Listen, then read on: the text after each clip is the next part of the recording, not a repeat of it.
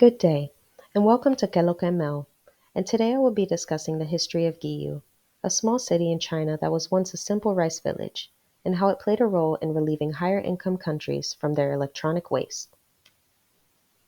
My goal is to educate and raise awareness regarding the dangers of environmental neglect and the discardment of human health. Now let's dive into the story of this environmental contamination.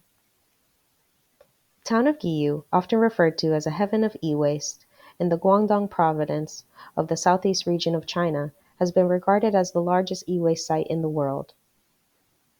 The town contains more than 150,000 residents that work hard to disassemble old electronics, including cell phones, computers, printers, keyboards, and other devices in electronic waste, and either recycling, recapturing, or discarding the components. Presently, I have available my table of contents where you can reference the separate graphs that I have assembled. I will go through each one and present the data that I have concluded from my research that is accurate to the e-waste pollution and contamination present in Guiyu. The impact on the environment and public health are due to the damaging toxic substances used to create electronic devices. This image, for example, shows the cycle of pollution in Guiyu. It highlights the importance of all six factors leading up to the vitality of regulating e-waste imports into China and creating policies with consequences to the market if imports occur. We begin by evaluating the impact of the world on China's own e-waste production. It is shown by the connection between global and Chinese e-waste and human health and environmental impacts, and how the two pairs truly work off each other. Here I have displayed a brief timeline consisting of legislative changes made in order to maintain and lower the contamination of the pollutants in the ecosystem of Guiyu. A large component to be addressed is the United Nations collaboration on a treaty to control and limit the dumping of toxic wastes in developing nations, known as the Basel Convention, which led to the full scope of documentation of Guiyu's circumstances in 2001 by the Basel Action Network, or BAN, which was heavily inspired by the 1989 treaty. In 2007, efforts were made by the central government to uphold the e-waste ban, but very little has changed. Due to the enactment of various initiatives over the years, luckily in 2013, Guiyu had finally relinquished their record for being the largest e-waste site in the world. In the line graph, I have displayed various electronics that are discarded for disassemblement.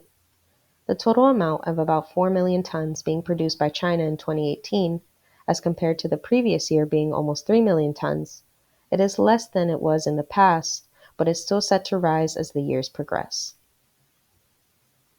And as we make way for new advancements and toss the old electronic models, this graph emphasizes that sentiment. A large amount of the e-waste has originated in the United States. E-waste was often shipped overseas because it is less expensive to dispose of, although it is not always recycled properly. It can be highly profitable, and companies make way for this so that they make way for additional revenue. Guiyu also earns an estimated $75 million each year by processing more than 1.5 tons of e-waste from around the world. The e-waste that arises is dumped into the town and left for residents to dismantle. The ground becomes saturated with poisons that not only damage the environment, but also wreak havoc on the health of its residents.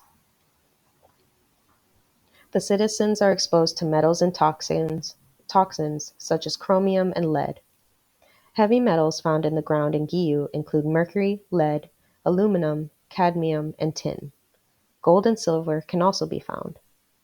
The burning of many of these parts create toxic chemicals in the air and ground. The air in Guiyu smells of noxious metals and burning plastic. In reference to the chart shown, it is seen that the effects of PCBs occur mainly by inhaling the burning fumes, demonstrating a higher risk of contraction of health issues than by residential air transmission.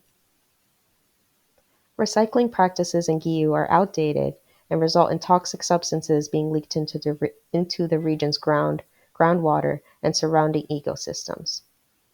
The way that the electronic items are taken apart is something out of a horror movie if you took your science classes seriously in grade school, with an almost blatant disregard of proper safety wear. Workers do not wear gloves or proper protective gear, thus making this a rampant occupational health issue. Many of the chemicals that seep into the ground are susceptible breeding grounds for chemical contamination. And due to the amount of toxins, the area is no longer suitable for growing food, and water is no longer safe to drink, especially for expectant mothers. On this subject of geographical clustering, in this slide we touch on Guiyu compared to Xiamen, another Chinese province. And it is clear to see from this data we are able to determine that maternal and child morbidity is highly affected in the region of Guiyu compared to Xiamen, a town that is not experiencing the same environmental impact. In summation, the scope of Guiyu's public health issue is the containment and prevention of high amounts of e-waste being processed in an improper way. Perhaps there will be a method devised, or even a warehouse presented, as I have in the images. On the top is a traditional Guiyu area of e-waste processing, and below is a more modern and updated warehouse for this type of profession.